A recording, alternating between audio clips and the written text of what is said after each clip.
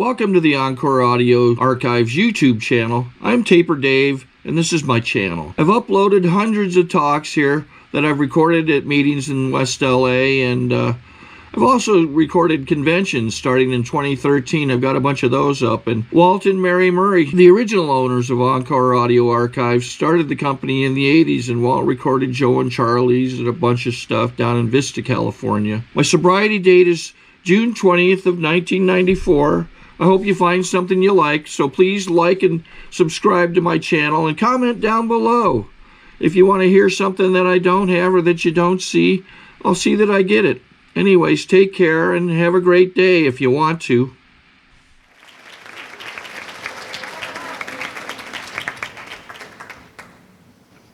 Hi everybody, my name is LARCINE. I'm a grateful member of Al-Anon. I want to thank you very much for having me. It's an absolute honor and a privilege to get to be here, and I want to thank Diane and the committee, and I very much want to thank Mary Ellen. She's been my hostess, and she's knocked herself out. You know, it's hard to watch me, and she's been all over it, so she's good. That's all I know how to say, and we've had a great time. Again, there's so many people here that we know, and new friends that we're making, and you know, and the lineup of speakers that you have is pretty phenomenal. You know, it's like a New York Yankees thing. I know that's going to upset Bobby, but it's pretty unbelievable. You know, all the Al-Anon speakers that you've had and that are going to have are just absolute. You know, I really don't like to use the words hero or anything specifically like that, but they are just people that. You know, the life that I have today is a result of the people that have walked before me. And because they so willingly share everything that goes on with them, you know, it gives me the ability to have the shot at a good life that I have today. And I am so, so grateful to know them and to be in their company. And I love you guys very, very much. Cliff is getting older, if you haven't noticed. And he cracks me up, I tell you, you know, a big fear getting older. Not if you hang around Cliff. We was talking, yes, he said how he was doing something the other day, and he said, boy, I had to slow myself down and go, slow yourself down, boy, you're not 80 anymore. So thank you for that. Again, it's the experience, strength, and hope that walks before us. And I got to hear Bobby last night, and I love all the names, you know, that he talks about in the neighborhood. And Bobby, I think yours should be Bobby the Heart. I really, really do. You gave a tremendous, tremendous talk, and you're a really neat guy. So, is he even freaking there? Okay. All right, we're going to talk to Bobby a little bit later. But it is a real honor and a privilege to get to be here, and I'm having a great time, and I hope that you're having a great time. To me, that's what life is all about, is having a great time. The family disease of alcoholism doesn't want you to have a great time. It wants you to really just be miserable.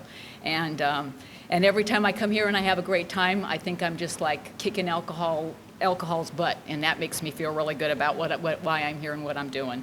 So I'm just going to tell you a little bit about what it was like, what happened, and what it's like for me today.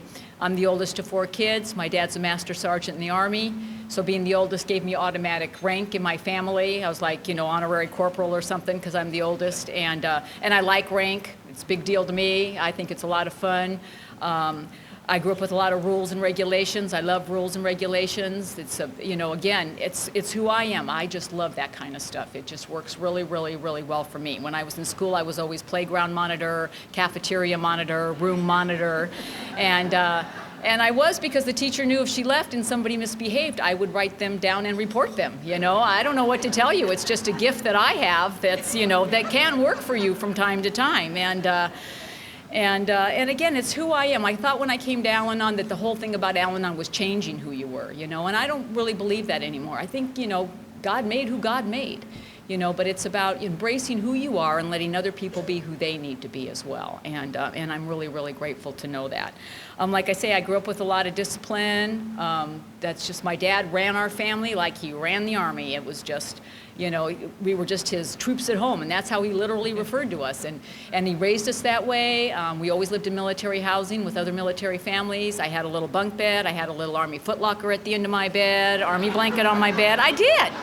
And my dad did room inspection, and you know, and I loved it. I thought it was just the greatest thing. I mean, my earliest recollections are being little, standing at attention next to my footlocker, you know, when the Sarge is doing his thing. And when I get that pat on the head, you know, then that just means, you know, when the validation for my life. And, you know, and I learned early on, keep your nose clean, stay out of trouble, do what the Sarge tells you to do, and you'll be okay, maybe. You know, my dad was a daily drinker. I had no idea my dad was an alcoholic. I mean, how are you supposed to know that when you're a little kid? You know, you grow up, my dad drank every day, my dad got drunk every day. That's just, as far as I'm concerned, that's just what dads did. I had no knowledge that it should be any differently. I grew up with other military families, and there were lots of moms walking around with broken arms and black eyes. That was no big deal. That was just part of what went on. And, you know, and a lot of times the MPs were there all the time hauling somebody off for doing this or hauling somebody off for doing that. And again, it was just what I thought dads did. I had absolutely no idea. You know, and it wasn't until I started growing up that I started looking at my dad and wondering, you know, I would wonder why someone would go to the trouble to marry somebody and have a couple, you know, and have kids and do all that stuff just to make their family feel like a piece of crap and that they weren't worth anything. Because my dad seemed to like to, it just used to be his thing to just to really ride our butts all the time and make us feel bad about who we were. And he especially had an issue with having girl children, not happy about that whatsoever. And, you know, I got special dispensation because I was firstborn. You know, but other than that, you know, my sisters, not too much at all. And by the time my third sister came around, my dad didn't even come home for 3 weeks. He was so pissed at my mother. And whatever, you know, again, you know. But again, a lot of misinformation I get from the very beginning of my life. And I think that's what happens to a lot of us. We just get a lot of misinformation. And then we use that information to base the life that we're living. And that if there's anything that I've learned in the program, it's just that I got a lot of misinformation. And the way out of that, you know, is the truth that we find in these rooms. And that's what's, you know, when they say the truth will set you free, I believe that with all of my heart, because it certainly has been the case with me. But anyway, we grew up with this dad. My dad's this, you know, just like whack-a-mole alcoholic. I have no idea, you know, Master Sergeant, heap that on top of it. And when I was really new in Al-Anon, and even still today, you know, I made it a point to go to open meetings of Alcoholics Anonymous. If you're new in Al-Anon, it says in our literature that you should go to, you know, you should learn all you can about the family disease of alcoholism, and I know no better place to learn that than in open meetings of Alcoholics Anonymous. And I remember one of the first meetings I was at, the AA speaker that night, he talked about alcoholism, the family disease, and he described it as having a rhinoceros in your living room, but everybody pretends it's a coffee table. And if I have to describe the house that I grew up in, then that's the house that I grew up in. Because my mom had gotten to the point where she could tell where my dad was ready to have an alcoholic explosion, but she could never say to us kids, okay, nobody say anything or do anything because your dad's going to blow any minute here, because that would cause my dad to blow. So if you grow up in an alcoholic home, you know the first thing that goes out of the window is any form of verbal communication whatsoever. And so my mom would speak to us facially. You know, and if you grow up in an alcoholic home and you're sitting at the table and your mom's like, you know, this stuff. You know, I mean, that all means, you know, you know what that means. It's trouble. And so nobody would say anything, nobody would do anything, but there'd be some minor infraction or violation. You know, a pea would roll off your plate, or you'd scrape your knife, you know, or spill a little bit of milk, and kaboom, everybody, you know, my dad would go ballistic. Everything would go flying, dinner would go flying, we'd all get a whooping, everybody's got to go to bed. This could be 5 o'clock in the afternoon, it doesn't matter. Kids got to go to bed, my mom's got to go to bed, the dog, it's just the way it goes down if you live in that kind of a house, I don't have to tell you. And, you know, and then the next morning I'd get up the courage, you know, after I woke up, you know, to go in the kitchen to get some breakfast before I went to school, and there'd be my dad drinking his breakfast beer, and it's like, good morning, what do you want for breakfast? And no one said, gee whiz, what was that about last night, Dad? Gee whiz, how come you had to hit everybody? How come you had to break all the dishes? You know, you just go back to the, you know, rhinoceros being a coffee table, and you hope today is going to be different. You just hope today is going to be different. And you never talk about this with anybody or do any of this kind of stuff because nobody else seems to. And I learned early on from the beginning, you know, what happens at home stays at home. You know, they got that Las Vegas thing from alcohol. You know, I'm sure somebody on their advertising board grew up in an alcoholic home, because that's exactly where that came from. And we learned, you don't talk about it. You look clean, you go to school. My mom made sure we were clean, and we had our lunch boxes, and you would never know that the crap that was going on in our house was going on in our house. And what I've really come to learn is that it's no big deal. It's just such typical behavior for an alcoholic home. That's just what goes on. And again, I want to give it a lot of power and, you know, and all this stuff, and why, you know, why I do some of the things that I do today, you know, because of what happened to me when I was 6 or 8 or 9 or 10 or 12. And again, a lot of that misinformation, you know, is what stops me from being the grown-up girl that I'm supposed to be today. And so, and I try and remember that. I also try and remember that I really believe with all my heart that my parents did the very best they could with what they had at their disposal. You know, and I have to give them credit for doing that, because I try and give myself credit every day for doing the very best I can with the tools that I have that are available to me as well. And if I'm going to give myself that credit, then I think I have to give that to everybody else, and especially my parents, because as sick as that house was, you know, I know that I really believe with my heart that my parents loved me as much as they were capable. You know, when you live in that awful family disease of alcoholism. And my parents did, we always had a roof over our head. My dad always worked. We always had food to eat. And I am grateful that I can know that and recognize that today. And so anyway, we grew up in this alcoholic home. It's kind of a zoo. My dad didn't get out of the Army till I was like 12 or 13 years old, and then we moved to Southern California. Up into this part, we'd always lived in Europe, or we lived on the East Coast, and you know, so moving to California in the 60s, Jiminy Christmas, it was like there's no rules and regulations in California in the 60s. It was like a phenomenal, it was like, oh really, I could have been better going off to Mars or Venus or something, you know, with my coping mechanisms for dealing with all that, because I'm a disciplined person. I'm that way, you know. If you're in an airplane and it's going to crash, you want somebody like me in the exit row. Trust me, you know.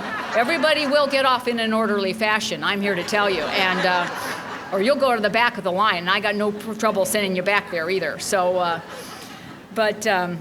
but anyway, we moved out here, and now we're starting to get old enough to date, and it's really, really hard to date in my house, almost impossible, because, you know, my dad has all these rules and regulations about dating, and we have to bring home these little weenie guys home to meet my dad, and my dad is over 6 foot tall, and like I say, he's like Master Sergeant voice, you know, and stuff, and when, as a kid, I'm used to it. I don't think it's any big deal anymore, you know. People yelling, still to this day, does not upset me whatsoever, and but, you know, I guess it was really intimidating to these little weenie guys we would bring home, you know, because my dad would stand over him in his Master Sergeant thing, and he would tell him the rules and regulations of dating his daughters, you know, where you going, what time are you going to be back, and what part of their anatomy he would remove if we were not returned in the virginal condition of which we left the house in the first place.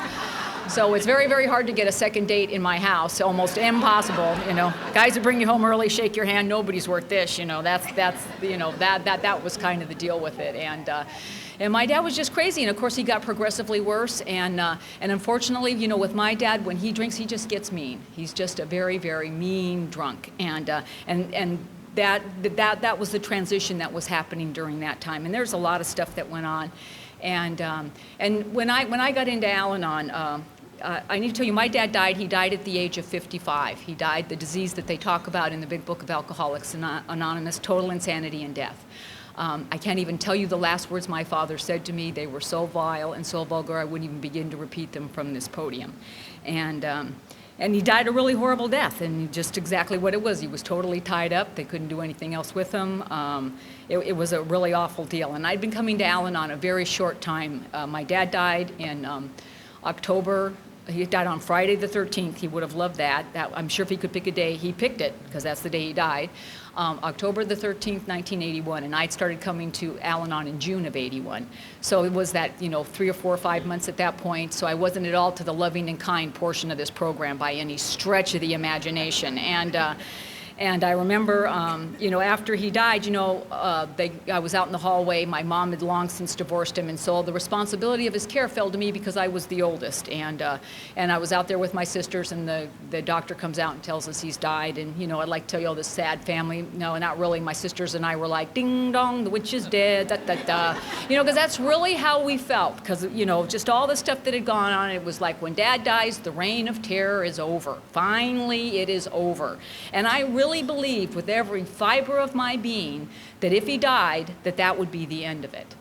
And unfortunately, you know, what I know about the family disease of alcoholism is just that. It's the family disease of alcoholism. It may start with the alcoholic, but that's just the catalyst to kick it off. It's just like, you know, starting a fire with some starter, you know, and then these giant forest fires take off. That's alcoholism. You know, my dad might have been, you know, the starter for it all, but how I was affected by the family disease of alcoholism, you know, it didn't die when he died. absolutely nothing to do with that whatsoever. And I think it's really important that I share that with you, especially if there are new people in the room, because if you're thinking about killing the alcoholic. Now, if that worked, we would just have the Al-Anon meetings in the prison system and we'd all be living happily ever after.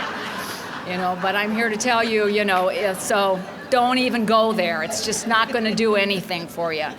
Because what happened is that nothing changed for me whatsoever. I had a lot of anger at my dad for a lot of the things that had happened, and I did a lot of work in this program with my sponsor. I did everything I got directed to do, and I remember one time when it didn't seem to matter though. Something would happen or something would trigger something off on me. All that stuff you want to just jump onto because I still want to stay mad.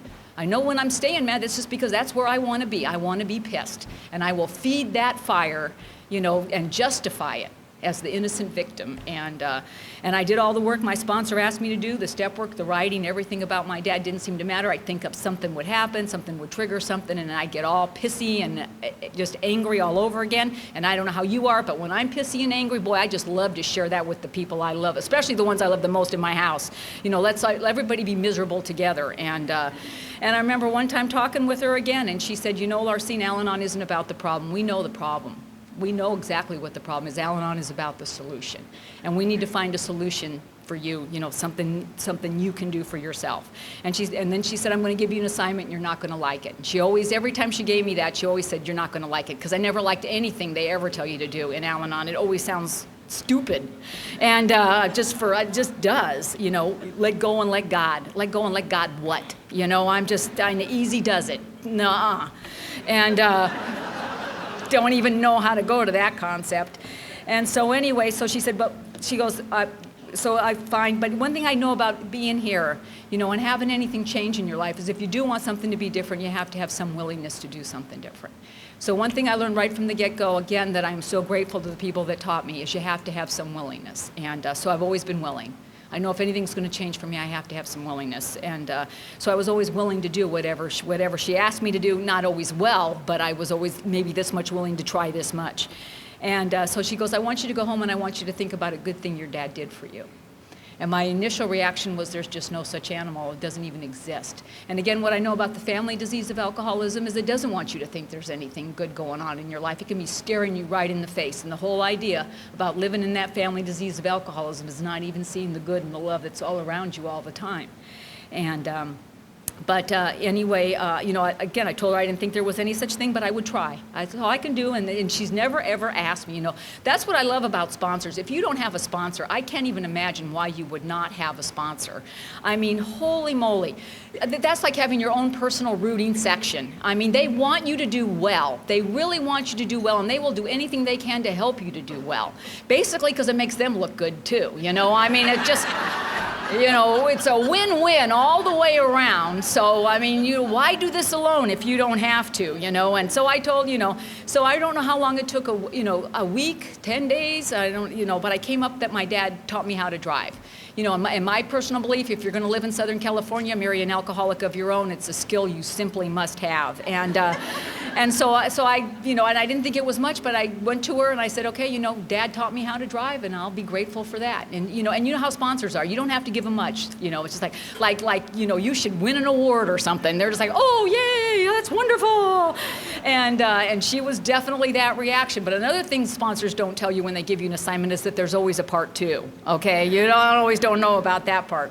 And now came part two, because part two of my assignment now, she says, now whenever you think about that stuff that happened to you as a kid, whenever you think about those interactions with your dad that still cause you so much pain today, she says, I just want you to take that negative thing and replace it with this positive thought. That's all I'm asking you to do. She said, because what you need to know is you're never going to be 8 again or 10 again or 12 again or your high school graduation or this event or that event that your dad ruined with a drunken episode. But the bottom line is that you're this age now, and all you're doing is wrecking this life with a bunch of crap that you can't do anything about. But what you have is today. You know, and that's where, you know, like I say, every day I get the shot at a good life if I so choose to take it, because it's all about attitude. I don't mean to tell you I grew up in this hellish family with this stuff going on, and that my sponsor gave me this ridiculously stupid weenie assignment, and I did it, and now everything is just honky-dory, and I'm just tripping down life's fantastic lane. Because what my sponsor gave me, she gave me a very precious gift. She gave me the gift of forgiveness. And if I can tell you anything else, never underestimate the power of it. See, I thought if I forgave my dad, I was letting him off the hook. And he was the dad and I was the kid, and that just wasn't right. The stuff that happened just wasn't right. And if I forgive him, then that means I'm letting him off the hook. You know, and all I got to do by being able to forgive my dad was give me a shot at a good life. And recognize the fact that my dad died with his children being glad he was dead. I don't know how much more you're supposed to punish anybody more than that. You know, but that day it became clear that I didn't have to do that anymore, and that if I wanted the shot at a good life, then I was the one that was just going to have to get on board about where I was right here and right now. And, you know, when my dad died, he had the big military thing. My dad was a decorated World War II veteran and a Korean War veteran, and we had he was cremated. And they brought his ashes to my house because, again, my mom had divorced him, all that stuff fell to me. And I happened to be by myself that day. My husband wasn't there, my sisters weren't over. They bring my dad, they bring the flag, they bring his medals, they give me all this stuff, and then they leave, you know, and stuff. And here I am alone with my dad. And so I took him down and I put him on the shelf in the garage, and I told him, and you sit here and you think about what you did. And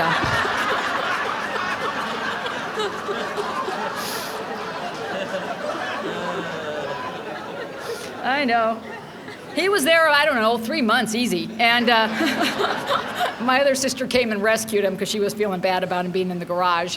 He might still be there today, I don't know. But, and then my sister, this is my dad. This is my dad's always big drunk and stuff all the time. You know, when I die, I want you girls to cremate me so that my grandsons, because he was winking on we all had boys, you know, so my grandsons can play on my branches, you know, all that alcoholic, drunken, wahoo-y stuff, stories they like to tell. And so my sister planted the tree. As soon as she put my dad's ashes in there, the tree died, like instantaneously, I tell you. Whatever, I know. But I digress. But anyway, it was just this absolute, you know, it just, you know, again, one more time, you know, life is just exactly what gets handed to you, and no one gets a, you know, carte blanche about how it's going to go or not go. And when I was 17 years old, I met my husband. I should have known there was something wrong with him because my dad liked him right away, and that like never ever happened up until that day. Now, I want you to know, you know, I got a lot of rules and regulations, you know, that just run my life. My head has an index card in it, you know, or a Rolodex with index cards in it. You know, I have a card for every conceivable situation that may come up. Again, it's just who I am. You know, I like things in order, 1, 2, 3. And if I don't have an index card for a situation, I'll make one up on the spot. That's just how it's going to go. My life is planned. It's always planned, you know, and I have a thing about what my life is going to be like. And, you know, and I'm 17 years old, but I know, you know, I'm living in a house and my parents absolutely hate each other. You know, they just absolutely do. And I know it has a lot to do with drinking. And I know that I'm not going to marry anybody that drinks like my dad. That's like #1 on the card. And then I get introduced to my husband, and you know, up until this point, I'm just dating these other weenie, geeky, rule-following people like me, and he's like just the complete opposite of all of that. My husband's several years older than me, so he was like 23, I'm 17 years old, and we go out on this date. He's been married once before, has a kid, back living with his mom and dad, which might be clue number 2 to me that there's something wrong, but that went right over my head. And he was just so different from anybody else I'd ever gone out with. I mean, he was a hippie guy, he had beard down to here, hair down to here, tattoos, no underwear, another clue they're an alcoholic, just in case you're wondering.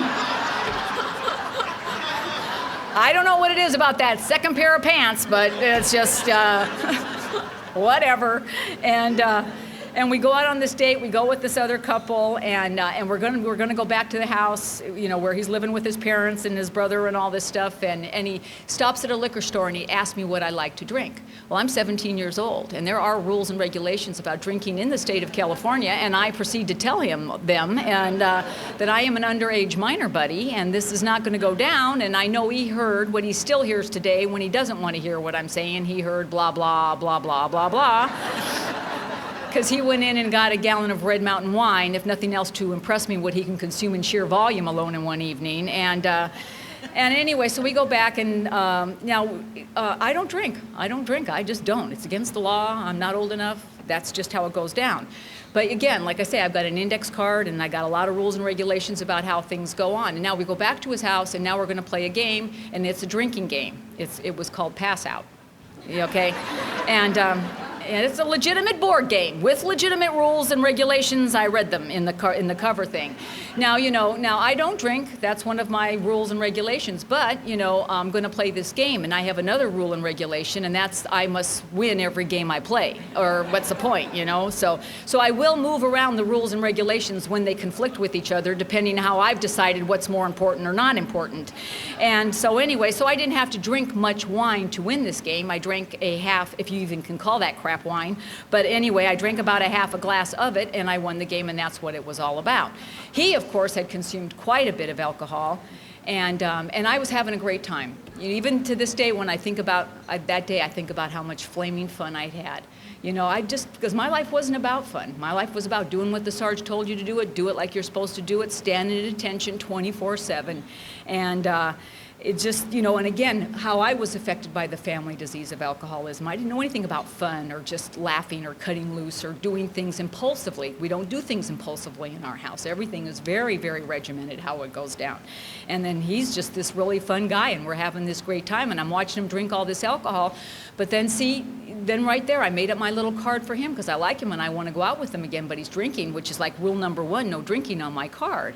But then I watch him and he's drinking, and see, he's just the complete opposite of my dad, where when my dad starts drinking, he gets very mean and angry and wants to hit you. My husband starts drinking, heck, he just gets happy and wants to love you and hug you and kiss you. So I instantly decide that, see, that shows he doesn't have a problem with it because he doesn't get angry with it. And right away, right out of the chute, when it talks about, how we become sick too, in our thinking, when every good sense tells you there is something wrong with the alcoholics drinking and thinking, what's happened to me and what I know that I can now look back and see is because I'm living and growing up in all this absolute insanity, and I got to make sense of it. And I will make sense of it. I'll put whatever stories or things I have to put together to make it be okay for me to live in this crazy world, because this is the world I live in, and I don't think I have a choice about it any other way. And so, and this is where, I start thinking up this crap. I call it information from nowhere, because I don't ask people nothing. Then they know you don't know something, and I can't have that. So I just think crap up. It's floating up in the universe, lands here, becomes fact for me, and I act upon it, and off I go with my life. And it was really hard for me to date Butch in the beginning, basically because he couldn't remember my name. But you can't let a little thing like that stop you from dating an alcoholic. I mean, that should just be the tip of the frickin' iceberg, right? I know my name is different, he'd call me up as Lorraine, Lucerne, whatever, He knows my name now, I can tell you, and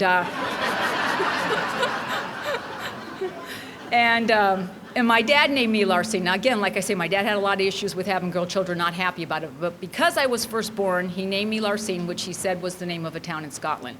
My dad was Scottish, and he was very, very, very proud of his Scottish heritage. And my being a girl child, that was the biggest honor he could bestow on me, was to name me after beloved Scotland and this town in Scotland.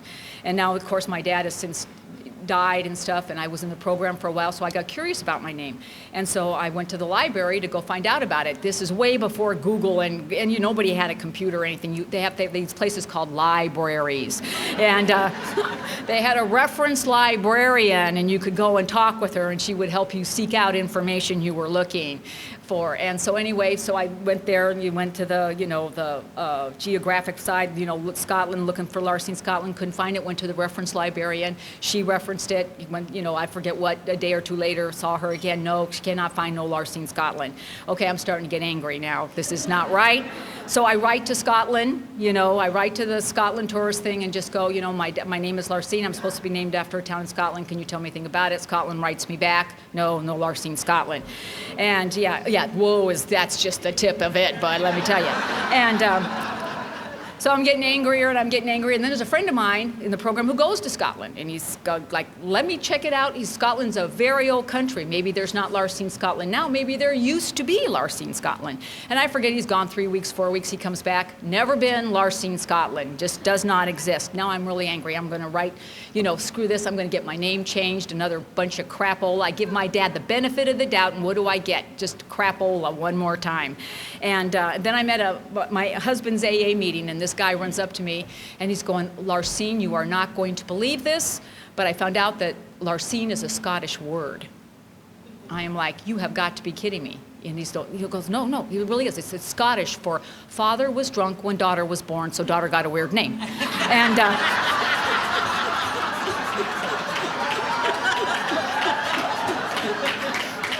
now, I am pretty sure that is not true. I am almost positive. I have not researched it, though, but I am almost positive that is not true.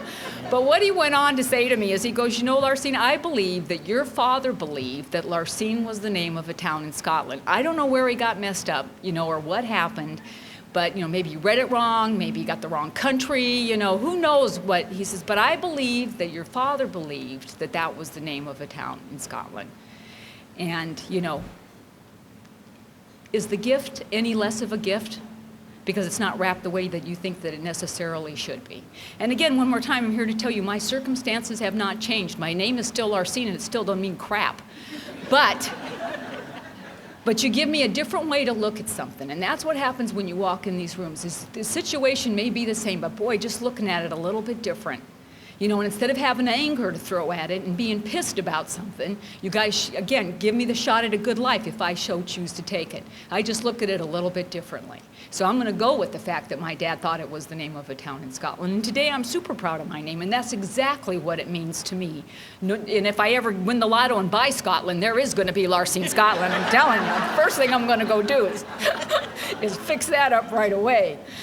But again, these are the gifts that have been given to me over and over and over again. So anyway, I start dating Butch, and yeah, there's a lot of drinking and drugging going on there, and we're hanging out with, these bad people. I affectionately refer to Butch's friends as scum of the earth people, and, but it's exciting. It's definitely exciting. Now, I don't partake in any of this kind of stuff because that's just who I am. I don't do that stuff. His friends affectionately referred to me, their name for me, their gang name for me was Mrs. Walton. That's what they used to call me. That's how I fit into the gang thing there going on. And there was just absolute craziness and insanity, and he was a daily drinker, he was a blackout drinker, all that stuff was going on, but not a thing that I didn't think I could handle. Just not a thing I didn't think I could handle. And we had a lot of fun. And it's really important for me to remember that because, again, the family disease of alcoholism doesn't want me to remember that. But I know that there was a lot of good times and we had a lot of fun. And what ended up happening is that after we went out for about 1.5 years, I ended up getting pregnant. And it doesn't matter if it was a big deal for you, a huge, huge deal for me. And I really thought that later on when our life got really, really bad behind the drinking, it was because God was punishing me because I'd broken the big rule and the big regulation above. And I had to be an Al-Anon a while to find out that if you're going to screw around and not use any birth control, you might get pregnant, just a fact of life. But if you're sitting in your chair and you're blaming God for what's going on in your life, then you really don't stand a chance. If you think that the God that's here is punishing you or trying to make you pay for something, then you might as well get on up and walk out the door, because I don't think you would stand a chance against a God like that. The God that I have found in these rooms, not only by my own example, but by so many other people that I get to go to meetings with, is that no matter what you have done, no matter how badly the things or your behavior or any of the stuff that has happened in your past that you're responsible for or whatever, that there is a loving God here who just wants you to be happy, joyous, and free. And that's just the bottom line, no more, no less. I read in one of, it's a book somewhere, I can't even remember which book it was, but it had a profound effect on me because it said there's nothing you can do that can make God love you anymore, and there's nothing you can do that can make God love you any less. And that's the God that I have found in these rooms, and I am so, so very, very, very grateful for that. But anyway, I had this kid, and it was a big, big deal for me. And the first year I was in Al-Anon, you know, we do the deal. We go to AFG, the Al-Anon Family Groups Convention, and of course my first year, and they haul me in. I'm going. I don't even know I'm going, but they tell me I'm going, so I'm going. And we get 2 adjoining hotel rooms, and we cram, you know, as many women in these 2 adjoining hotel rooms as we can. And first night, Friday night, we're up in the room. We're having the meeting after the meeting. 7 women in the room. Now, what I hear going around is I hear everybody saying their deepest, darkest secret. Now, I don't know, but that's what I heard. So when it came my turn, I told them how I had to get pregnant or had to get married because I was pregnant. And it turns out 7 women in the room, 6 of them had to get married because they were pregnant. And we decided the 7th was the sickest because she married an alcoholic and did not have to. I mean, that is just like, that's low. I mean, I don't know, that is so sick, I can't even begin to understand what that's about, but one more time, and I've heard, talked at our meetings, that we've already had so far about being just as sick as your secrets, and seeing if the truth be told, what was going on with me about that is, as our life was getting progressively worse behind the drinking, then every time this little kid's birthday would roll around, I would start blaming this little kid. Because if I hadn't had this kid, then I wouldn't be stuck in this marriage, and I wouldn't have this crappy life. And again, the family disease of alcoholism, it's what it's all about. It's about blaming other people, making other people, pay for the choices that I'm making in my life, like I'm being forced into something, when in reality, we all have choices. They are always there. They're not always easy choices, but we all have choices. But the family disease of alcoholism does not want you to know that. And anyway, Butch and I got married a month after our son was born, so if you ask me when I was pregnant when I got married, no. And that's all you need to know. And pretty much that was the deal. And I want you to positively know that the driving force behind my husband and I getting married was the fact that we had this child. There was no doubt about it. But I want you to know that when we got married in a church. We got married in front of a minister. That Butch was sober that day that we got married. That I loved him and I believed he loved me. And I think that we were as sincere as 2 people can possibly be on their wedding day, that they want to love and honor and cherish each other and take care of each other and do all the things, that any 2 people that are starting their life off together want to do. But what I know today is that it wasn't just Butch and LARCINE that got married, it was also the family disease of alcoholism. And I'm here to tell you the family disease of alcoholism doesn't love or cherish anything or anybody. It means to tear your family apart through the alcoholic or the non-alcoholic. It's so irrelevant to the family disease of alcoholism. And the day after we got married, now up until this point I'd never said too much to Butch about his drinking or his drug use, but the day after we got married I sat him in the kitchen chair and I told him the rules and regulations of the marriage. And I told him that we could get a babysitter once a month, but we had to save money, no going out, none of this partying stuff. This drug thing's really going to go away. And he sat in the chair and he did this, which I took to be affirmative. What I know today, he was so loaded, his head was just doing this thing. And he heard the blah, blah, blah, blah part. And I know this because day 2 of our marriage, he does not come home all night long. This is a huge violation of the rules and regulations that I have set down. And, and I watched my mom for years say nothing, so I knew the silent treatment didn't work. I am proud to stand before you and tell you Butch begged for the silent treatment. He just never got it, not once. Boy, I was like one of those little dogs when you walk in the room, just and curse. I don't even know where I learned this stuff. But and again, information from nowhere lands here, becomes fact for me, because I'm sure if I curse with the right mothers and effers in the right order, that he's going to have some spiritual awakening, and, whatever will, start doing his deal. And he jokes that I talk as fast as I do, because I only had so much time from when he came home to when he passed out to tell him everything it was that I was going to tell him. Because there wasn't a real big window there, and by God, he was going to hear it. And and our life just got bad. It just got bad real fast in a great, big hurry. Because that's just how the disease of alcoholism works. You just could have hit me upside by a 2x4. And the most amazing part of it is I really loved him, and I knew that he loved me, and I just didn't understand how that just couldn't fix it. And I've come to be here, and if love could fix alcoholism, all of us would be doing something else right now. I'm here to tell you I know it for a fact. There's a lot of things, but and love is definitely one of them, but love is not the only thing that can fix that deal. That was something he had to have and want for himself, that I had to have and want for myself, and then we had to bring it together to put our family back together again. But anyway, we got married, and it was just absolute craziness, and he was getting progressively worse, doing that Dr. Jekyll, Mr. Hyde thing they talk about in the big book of AA. And to show you how drunk he was, one night he comes home and at 2 o'clock or 3 o'clock, whatever ridiculous o'clock in the morning it was, and woke me up and demanded to have his dinner. And he had never done anything like that before. And it startled me because he was really kind of gruff, and it was like my dad all over again kind of a thing. And it startled me, and I went into the kitchen, but then I fully woke up and I remembered who he was dealing with. And And I had this Mexican casserole that I'd made that had 1 jalapeno pepper in it, but I had a whole slew of them still in the refrigerator. So I chopped up every single one of those jalapeno peppers and just stuffed them in there. And he ate it. His mouth must have been just on flame and fire. And then he's doing what I want him to do, because then he's in the bathroom puking his brains out, you know, and I'm in bed laughing and giggling in my pillow, because I don't know how you feel, but when my alcoholic throws up, just a warm feeling right here. Just lasts me for days. And again, where the family disease of alcoholism will take you in such a very, very short amount of time, because it's a war. It's just a war. We're just battling every day. Who's going to be the person in control? Is he going to do this? Is he not going to do this? You know, and this is where, you know, the sickness and how the family just gets sicker and sicker, and the whole unhealthy, you know, here's two people who are supposed to love and care for each other. We're supposed to have each other's backs instead of stabbing each other with it. You know, because again, the family disease of alcoholism, I don't know that I'm dealing with that. I think I'm just dealing with this guy who just won't keep his word. And I don't understand why he can't, because every time he's sober and he tells me he's not going to do it anymore, I know he means it with every fiber of his being, and thus I believe it.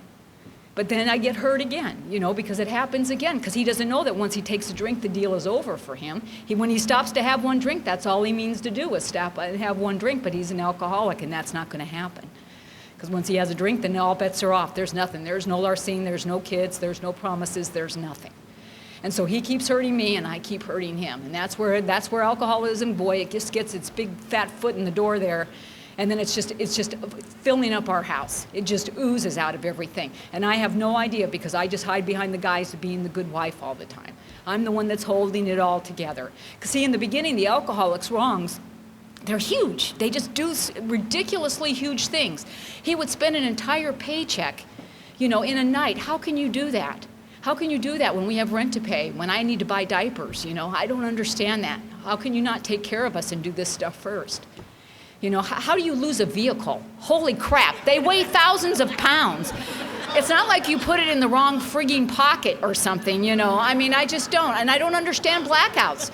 You know, I don't understand he doesn't remember, because he's there, he's walking, he's talking to me. How can you not remember all of the stuff that just went on? I do not understand that.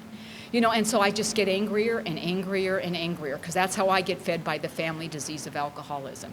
And it just keeps getting progressively worse and progressively worse, and it certainly did in our house. And then I remember these, you know, and if Butch were talking with you today and you asked him about his alcoholism, he would describe it in one word. His word is pig. That's his word, not mine. When he describes himself, that's the word he uses. And one day I got a call from his, you know, friends, again, scum of the earth people.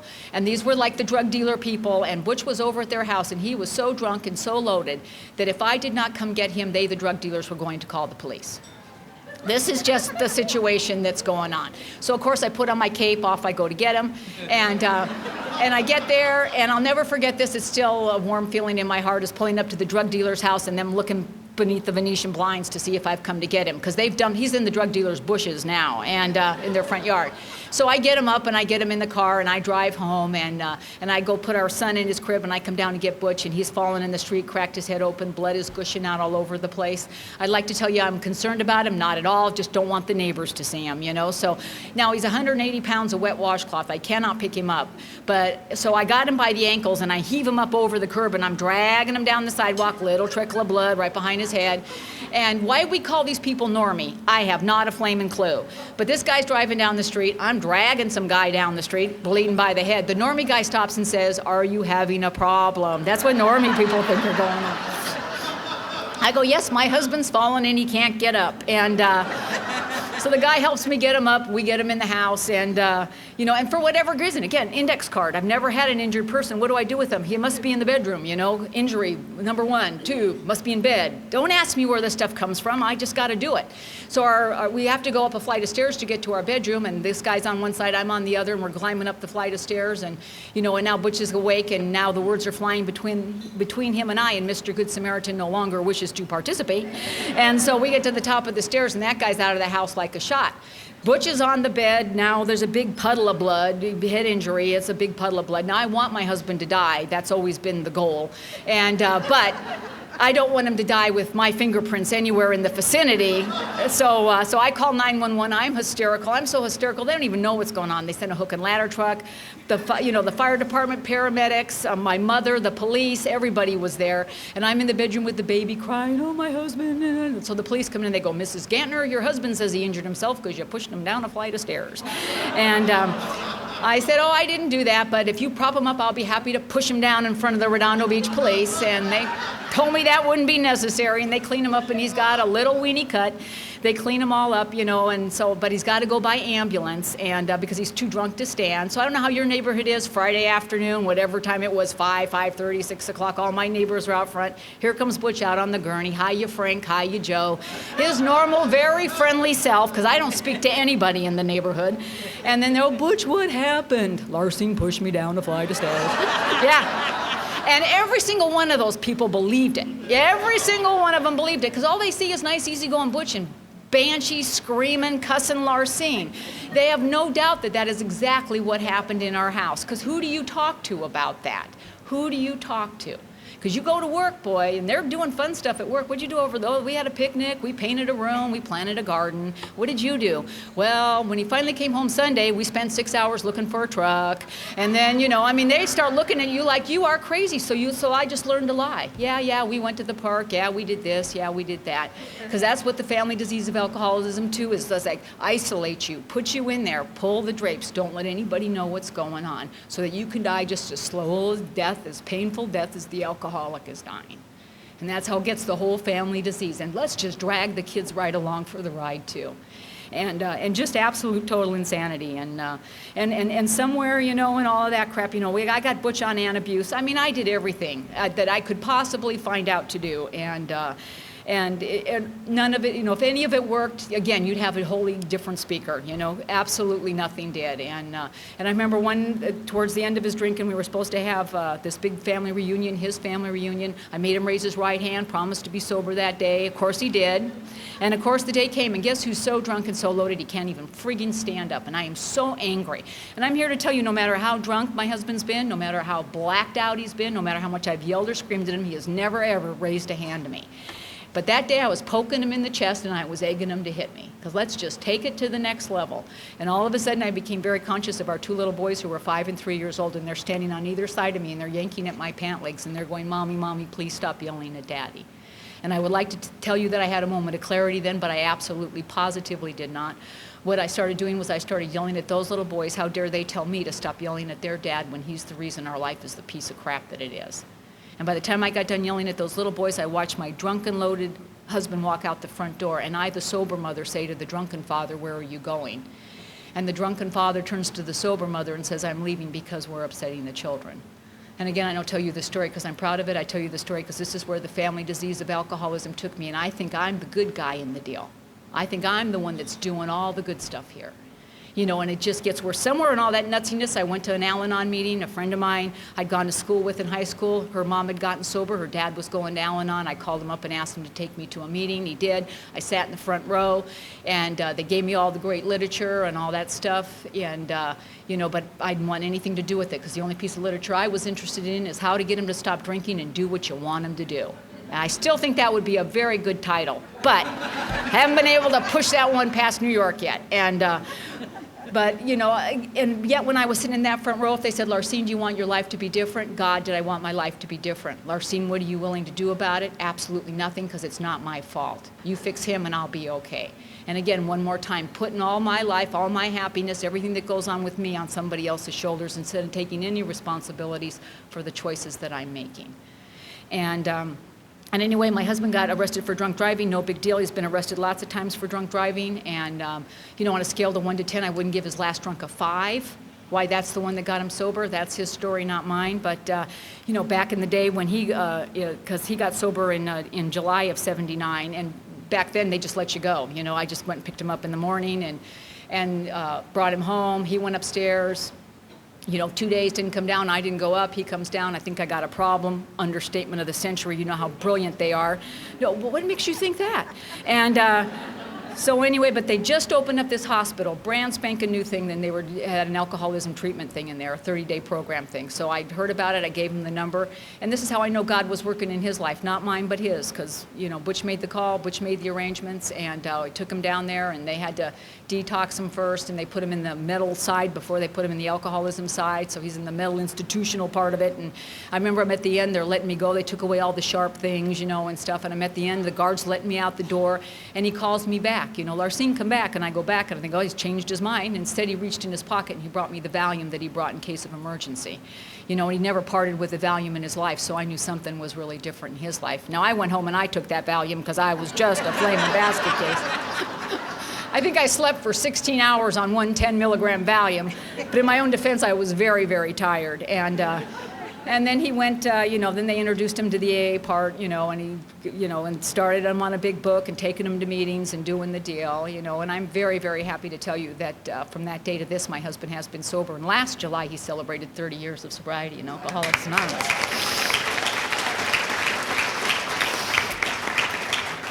And I always get weepy at this, and I hate that because I am not a crier. I really am not. Hard to believe, but I'm not. But I always think, and it's not because my husband got sober in Alcoholics Anonymous, and I'm grateful to AA. I can't even tell you how grateful I am to Alcoholics Anonymous because they saved the life of a really, really good man. But I want you to think if, because I really wanted my husband to die. That was the deal. Somebody once said to me, why didn't you just divorce him and let him win? I don't think so. You're going out the door. I got a card. Feet first or not at all. But I think if my wish had come true and my husband had died of the disease of alcoholism, and I told you how angry I was, and I want you to think about that angry women and those two little kids, and I want you to think what kind of a family you think we would be today. The family disease of alcoholism. Yeah, the alcoholic helps a little bit there, kick it off. But once you're on, at least for me, I'm on that train. I don't need anybody else. I am my qualifier for why I stand before you today. And so not only did Alcoholics Anonymous save the life of a really good man, it also gave a family a chance at a good life, if we so chose to take it. And so Butch is going to AA, and he makes me go with him to AA, and stuff. And I go, and AA women come up to me, are you Butch's wife? Yes, we love Butch, Chapter 5. This is Chapter 5, how it works. You get him sober and some AA woman steals him away from you. That was the deal for me. And what ended up happening is he just kept going to AA and working his deal, and I didn't need it because I was great. And he got sober, I win, game over. And what ended up happening is after he was sober for a couple of years, he was in the living room with our boys, who are, of course, now bigger guys. And I hear him in the living room, and they're cutting up, and they're just having a gay old time. And I'm tasking, because I'm a tasker. I got stuff to do. The house has to be tip-top shape, army clean, blah, blah, blah. And when you're going to do that and work and do all this stuff, you have a very regimented schedule, laundry on this day, bathrooms on this day, all this stuff that I love to do. And so I'm on task that day. I can't be in the living room having fun with them because I'm on task. So as I step one foot in the living room, it's like all this laughter and then dead friggin' silence. Because that's what I do now. I suck the joy right out of the room. Because that's all I know how to do. Because I got to watch him. I got to write him hard. I got to do all this stuff. God forbid anybody mess up or screw up. And as I was passing through the living room, I just felt God talk to me, I've become my dad. I'm trying to rule all this with fear and intimidation, and I heard God's voice clear in my head as I'm standing here today, and God just said, this is not who you are supposed to be. Just that simple. So I started going to Al-Anon, after my husband was almost 2 years sober for all the right reasons. I didn't come to get him sober. He already was. I didn't come to keep him sober. He was already 2 years sober at that point. I came because I was just sick and flaming tired of being sick and tired. And I'm a rule follower. I went to the meeting. What do you do? I said, first question out of my mouth, what do I do? We work the steps. We go to meetings. You get a sponsor. We read the literature. You be of service. Sign me up. I'm all over it. I got a sponsor immediately. Everybody, I see people in this program all the time, and they're looking for somebody just like them. How stupid is that? Why do you want somebody just like you? That is dumb. Then they'll know what you're thinking. That's never a very good idea. You don't want that, trust me. You know, so I got a sponsor that was older than my mother, had never lived with sobriety, was divorced from her husband, he'd never gotten sober. She didn't have any kids, she had a thick Dutch accent, she could hardly understand a bloody word the woman said. And I remember the first time I used her as a sponsor, Butch had gone to work that morning, he'd had a dead battery, I jumped it, then he ran out of gas. This made him angry and he started yelling. So I started yelling right back at him because I don't take crap off of nobody. He went off to work, stormed off to work in a huff, and I went inside, you know, called my sponsor and reported his behavior. And when I got done, she said, when Butch gets home, you tell him you're sorry for what you said and did. And I'm like, whoa, whoa, whoa, whoa, whoa, you know? She's not from America, you know, so she missed the crucial who started it, which is very, very important to me. So I started telling her the story again, because obviously she wasn't listening the first time. And partway through the second telling, she stopped me cold and said, don't tell me what you just told me. I already heard you. And for what you said to your husband, that was not nice, it was unnecessary, and you owe him an amends. And she said another thing, don't ever call me and start a conversation with Butch said or Butch did. I am not Butch's sponsor, I am LARCINE's sponsor. And for what she said and did, she owes her husband an amends. I'll see you at the meeting tonight, goodbye, click, end of conversation, we are done. I learned valuable lessons that day. Never call your sponsor first thing in the morning, because you got all day long to think about what she told you.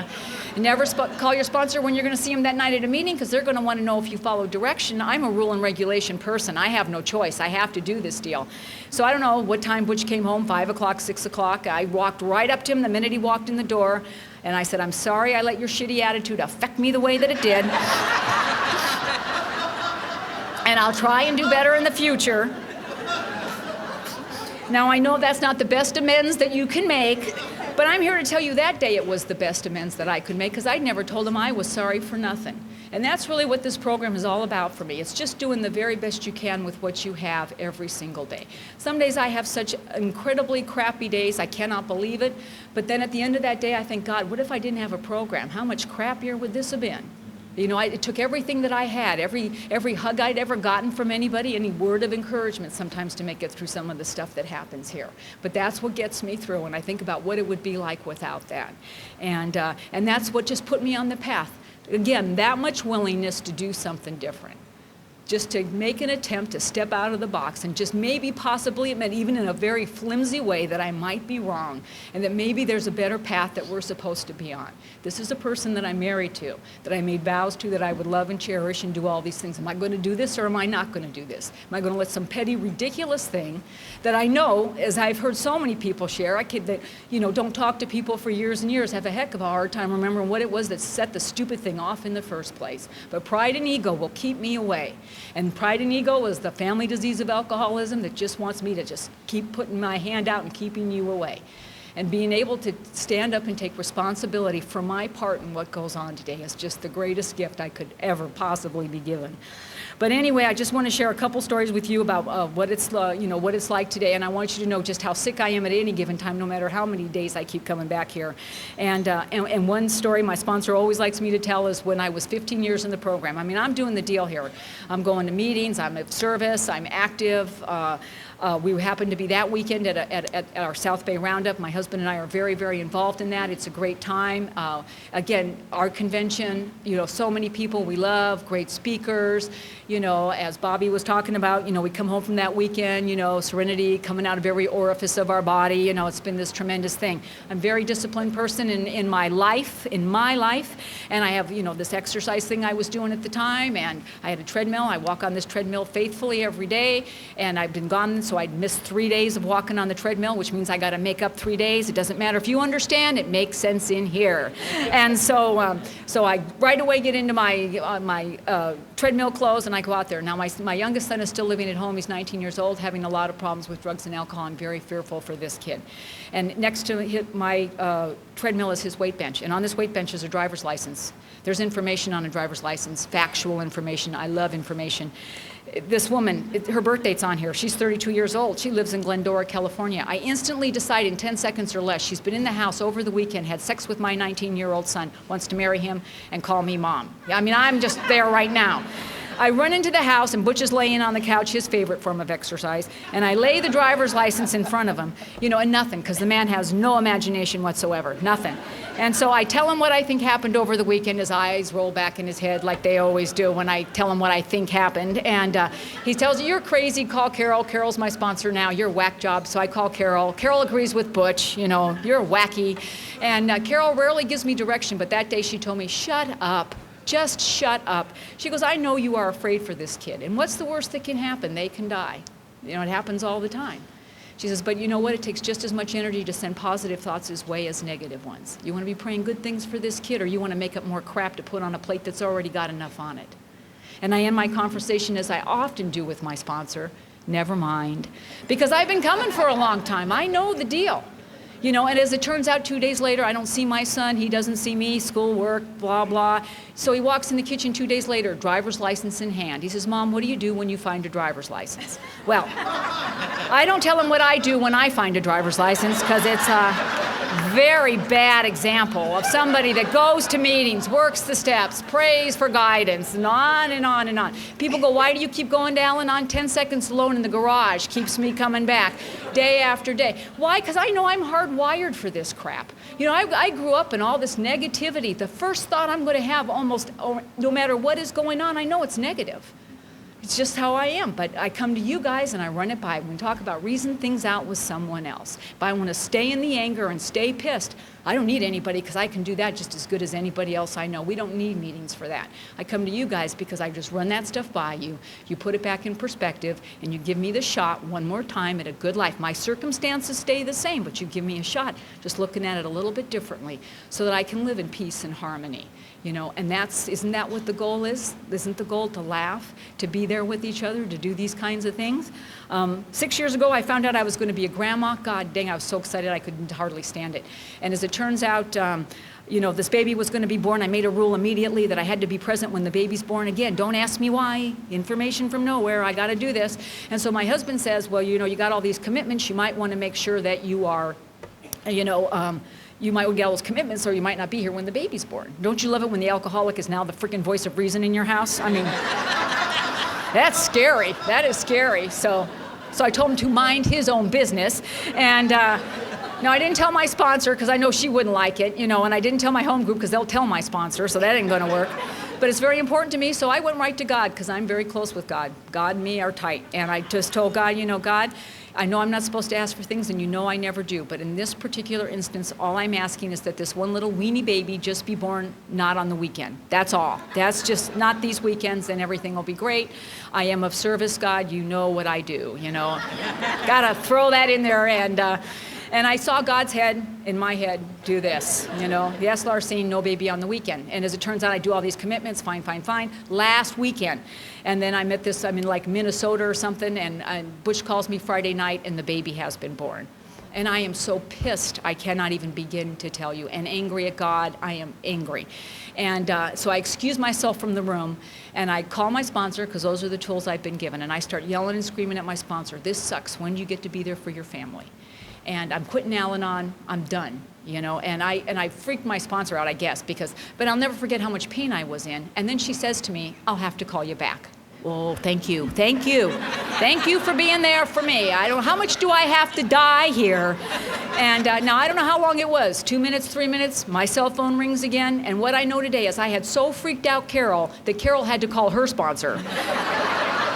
And that's who was on the phone. Now, I don't know how it is in Orange County, but I'm here to tell you in LA County, when your sponsor calls you, you have crossed the line, boy. I mean, they're bringing in the big guns to reel you back in. And again, so now it's Charlotte's sweet voice on the phone, and I, you know, so I don't start yelling at her, I start crying, I go the other way. I want to be there when the baby was born, it's not fair, blah, blah, blah. And all I hear was Charlotte, LARCINE, did you turn your will and your life over to the care of God today? And I'm here to tell you, if I don't do anything else in the program every single day, I turn my will and my life over to the care of God every single day. And I said, you know that I did. Then she says, you are exactly where you are supposed to be. And one more thing, you know, a beautiful thing happened today. You became a grandmother. You have a beautiful, healthy baby boy. Your husband and your son are calling you, giving you a blow-by-blow description of everything that's going on. And you want to take this beautiful thing and turn it into a bunch of crap because you made some ridiculous rule about how it was supposed to be. And again, never mind. Because again, I know the deal. I know the deal. But again, I have to, and I'm saying, and that was what, 21 years into the program. When does that go away? I don't know if it ever goes away. But that's the deal that goes on here. Last weekend we were at AFG and we had a great time, and we had a lot of fun. And we have these, my husband, I call him Mr. Green Jeans because he's like the plant food guru of the yard and stuff, and he just really has, because he's very patient with plants. Not me, I want results now. You know, I got a thing, you go here, you go here. If you're not the right color, out you go. And but he's very, very good with the plants, and every so often I will start to try get involved again, and I picked out these 2 bushes that I thought would look beautiful in our front yard. Again, we planted them, they died. It must be a family thing, or at least I thought they died. I gave up on them months and months and months ago. My husband keeps trimming them back, deader, browner, and stuff. And so here we are at AFG, we pull back in on Sunday morning, and then my husband says to me, behold God's hand. And these 2 bushes were just bloomful, just absolutely bloomful. And it brings tears to my eyes because I really hate it when he's right all the frigging time these days. But really, when I look around this room, that's all I see. So if you guys really want to see, behold God's hand, you know, because that's what's touched me. I know that that's what's touched you. You know, if you're looking for heroes, odds are those are the person that you're sitting next to right now. You know, you have a shot at a good life if you want to take it. You know, you have people that'll show you how to do it, you know, if you're just willing to listen to them.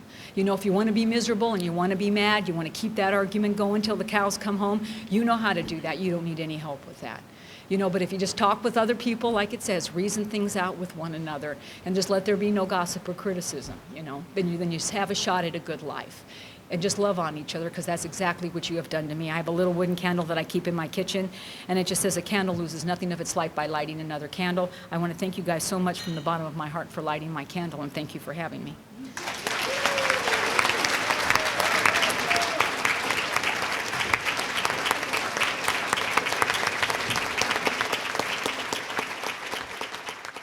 Sorry to interrupt your viewing. Taper Dave here. Just wanted to take a second to ask you to like and subscribe to my channel. Let me know if you like what you're listening. I've got some very good talks here, and this one's a great one. Just curious, do you think this is better than Zoom? Tell me what you think. Okay, this is how I prepare my drone for launching. I like to do it inside the cab of my truck so I'm not standing outside in the weather. To install the joysticks for control, up and down, right and left, powered on. I have an Android phone that I use to connect it to the drone with. And it's actually controlled through the iPhone, through an app. Oops, wrong way. It's actually controlled through the iPhone, or through this Android phone, through the app. It's actually controlled through the Android phone, through an app, and you connect it through this short connection right here.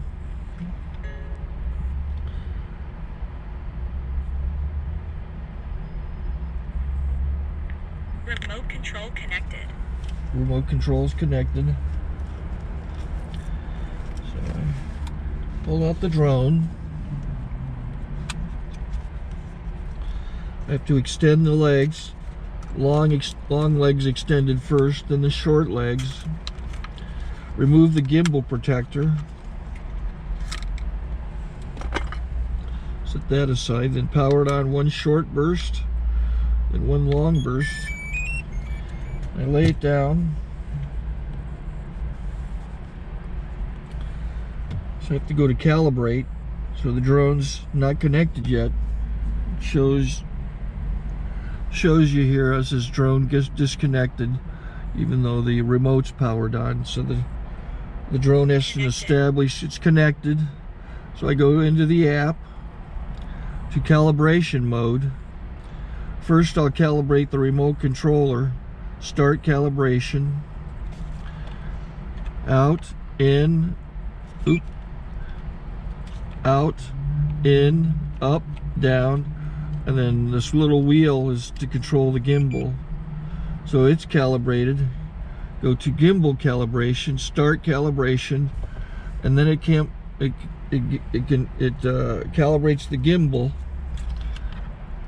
don't know if that shows up. The gimbal's moving all over the place. Changes, you can see it on the video. And I'm calibrated to take off. It's acquired 7 satellites at the moment. There are 26 satellites up in the sky, which it has to acquire before you can take off. So it's connected. It's got enough satellites. This is white. I can go to press this little arrow button, swipe right to take off, and it would start the motors if I slid this to the right. But I'll wait till I get outside. Don't want to do it inside.